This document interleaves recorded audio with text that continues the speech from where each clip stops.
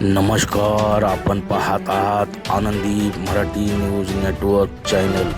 तहसील कार्यालयाच्या अस्वच्छताचा कळस, कचऱ्याचा ढीग, जर्द्याचा डाग आणि दुर्गंधीचा नागरिक त्रस्त.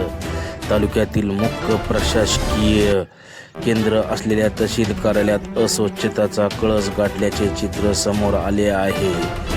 पुरवठा विभागाजवळील मोकळ्या जाग्यात कचऱ्याचे ढीग, जर्दाचे डाग आणि अस्वच्छ वातावरणामुळे नागरिक संताप व्यक्त करत आहेत. स्वच्छ भारत अभियानाची घोषणा करणारे प्रशासन स्वतःच्या कार्यालयातील घाणीकडे दुर्लक्ष करत असल्याचा आरोप होत आहे. तहसीलदार साहेब याकडे लक्ष देणार का? पहा आनंदी मराठी नेटवर्कचा विशेष रिपोर्ट.